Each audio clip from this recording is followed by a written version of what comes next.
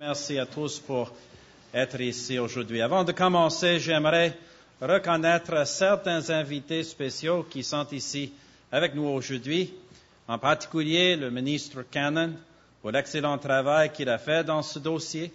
J'aimerais aussi remercier Jacques Gourde, le député de l'Aude-Pinière, Chute de la Chaudière, d'être parmi nous. Depuis son élection, Jacques accomplit un excellent travail à titre de secrétaire parlementaire du ministre de l'Agriculture. De plus, je tiens évidemment à remercier le président du comité des 11 000 acres, Marcel Denis. Le plaidoyer passionné fait par Marcel au fil des ans en faveur des agriculteurs de Mirabel est vraiment remarquable. J'aimerais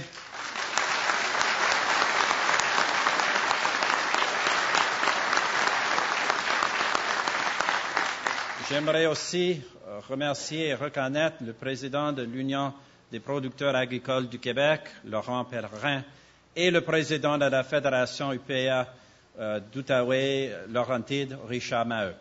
Et finalement, le maire de Mirabel qui est aussi avec nous, on m'a dit, Hubert Meyer. Mesdames et messieurs, c'est un plaisir d'être parmi vous aujourd'hui afin de corriger une injustice historique. Le 27 mars 1969, le gouvernement fédéral a commis un acte horrible pour la population de Sainte-Scolastique. Ottawa a annoncé que leur terre allait être expropriée pour permettre la construction du plus grand aéroport du monde. Près de 100 000 acres des meilleures terres agricoles de la province ne seraient plus productives. Sans aucune consultation, sans aucune considération, sans aucun choix. C'était fait dans ce qui disait l'intérêt national. C'était à l'époque du gouvernement omniprésent et centralisateur. Ils avaient de grandes idées pour de grands projets qui coûtaient beaucoup d'argent et entraînaient de lourds impôts et une lourde dette. Mais ça leur était égal.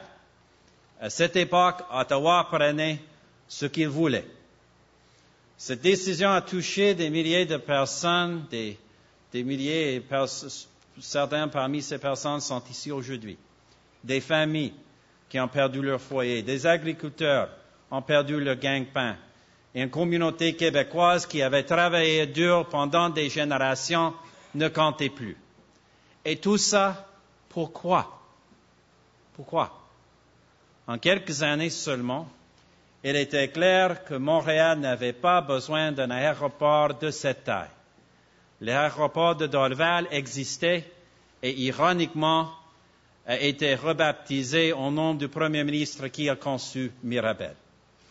Je ne dis pas que le projet de Mirabel était une erreur totale. Il fallait un aéroport pour le fret et un endroit où Bombardier pourrait construire ses avions. Mais il suffisait de 6 000 acres. Et quand les agriculteurs de la région ont demandé pourquoi on ne leur revendait pas le reste de leur terre, le gouvernement a répondu, « Oubliez ça, nous en aurons peut-être besoin un jour. » Mais ça n'a jamais été le cas. Et les terres n'ont jamais été rendues aux agriculteurs. Jusqu'à ce que le premier ministre, Brian Mulroney, prenne le pouvoir à Ottawa. En l'espace d'un an, il a rendu aux agriculteurs 80% de leurs terres. Plus tard, ce même gouvernement a permis aux agriculteurs de louer la majeure partie des terres restantes. C'était certainement de bonne volonté, mais ce n'était pas vraiment ce que voulaient les producteurs. C'est ce que j'ai constaté quand j'ai visité cette région en novembre 2004. J'ai rencontré des hommes et des femmes qui souffrent toujours de la décision prise par Ottawa il y a 35 ans. Ils ont dit, donnez-nous une chance de réclamer ce qui nous a été enlevé. Depuis ce jour, j'ai décidé de me battre pour les agriculteurs de Mirabel, de terminer ce que mon prédécesseur conservateur avait commencé. Le même mois, nous avons soumis une motion demandant au gouvernement libéral précédent d'agir comme il se doit et de vendre les terres inutilement expropriées. En fait, le 25 novembre 2004, j'ai présenté la motion suivante, et je cite, « Que la Chambre demande au gouvernement de prendre les mesures qui s'imposent pour revendre les 11 000 acres de terres arables aux familles et aux agriculteurs qui ont été expropriés de leurs terres pour la construction de l'aéroport de Mirabel. » Les libéraux fédéraux, y compris les députés et ministres du Québec, ont tous dit non. Mais c'était du passé. Il y a un nouveau gouvernement à Ottawa, un gouvernement qui veut changer les choses pour vrai, avec des gens comme le ministre Cannon qui est avec nous aujourd'hui. Lawrence a mené la charge et il a livré la marchandise. This government believes in change, genuine change with people like Minister Cannon, who's with us today. Lawrence has taken it on and he has got it done. He deserves your appreciation.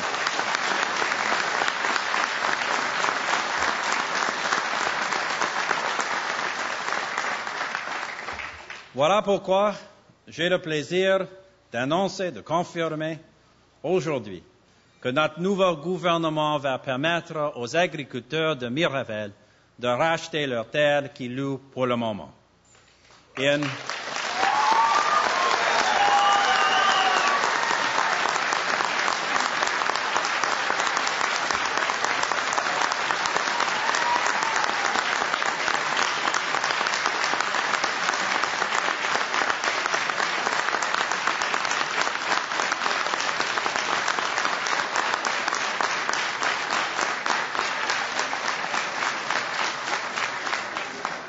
Merci tout le monde. In allowing the farmers of Mirabel to reacquire their land, we are correcting a mistake of history and we are looking toward the future. Nous tenons parole et nous livrons la marchandise. Un comité de transition sera formé afin d'assurer un consensus acceptable sur le programme de vente. L'annonce aujourd'hui donne enfin aux agriculteurs de Mirabel la possibilité de posséder la terre sur laquelle ils travaillent depuis tant d'années. Pour certains, la possibilité de posséder la terre qui appartient à leur famille depuis des générations. Et la possibilité de tourner la page et de regarder vers l'avenir. Merci beaucoup.